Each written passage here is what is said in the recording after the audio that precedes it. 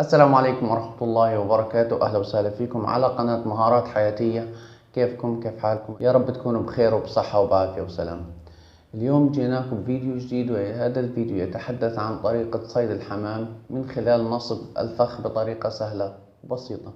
ولكن قبل أن نبدأ هذا الفيديو هذه دعوة لوضع علامة الإعجاب والاشتراك في القناة، وخلينا نشوف مع بعضنا. ويبدأ هذا الشخص المزارع في تجهيز هذه الكرتونة التي سيعمل فيها على الإمساك بالحمام.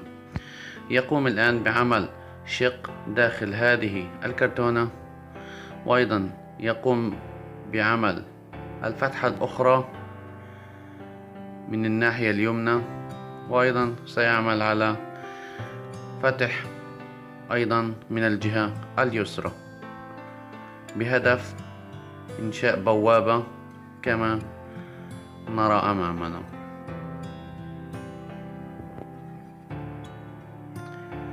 الآن راح يعمل على تثبيت هذه القطعة الكرتونية بعود خشبية صغيرة مجهزة بمطاطة أو بقطعة مطاطية، ثم سيقوم بتثبيت هذه العود الصغيرة داخل الأرض وربطها مع عودة كبيرة أو قطعة خشبية كبيرة أكبر منها مثبتة في الجهة اليسرى. الآن راح بيعمل على تثبيت هذه الفتحة الكرتونية، راح يثبتها بالأرض. نعم، راح يثبتها بالأرض من خلال تثبيت هذه القطعة الخشبية في الأرض، وبعد ذلك يقوم بوضع الآن الحبوب، وهي بمثابة الطعم الذي سيعمل على استدراج هذه الحمامة. نعم، هنا حمامة، ونعم تم اصطياد هذه الحمامة.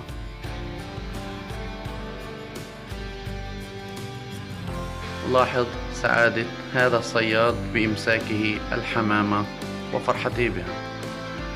وفي هذا الجزء نلاحظ كذلك طريقة أخرى لصنع الفخ من خلال تثبيت قطعتين خشبيتين وتثبيتهما بواسطة عدد من القطع المطاطية أو اللدائن المطاطية، وبذلك يتم وضع هذه الملعقة الحديدية فيها، ويقوم بإحداث عدد من اللفات فيها، وبعد ذلك سيقوم بتثبيت هذه الملعقة بواسطة ملعقة أخرى تستند إلى قطعة خشبية.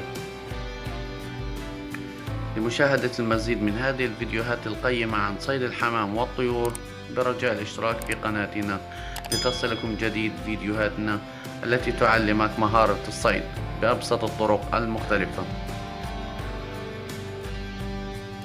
الآن راح بيقوم هذا الصياد بوضع هذا الفخ، وهو بمثابة خيط الذي سيعمل على الإمساك بقدم الطائر. وهنا نلاحظ أن هذا الفخ جاهز لاصطياد الطائر، وهنا نلاحظ أنه تمكن من الإمساك بحمامة ذات لون رصاصي داكن. وفي الختام شكرا للمشاهدة، والسلام عليكم ورحمة الله وبركاته.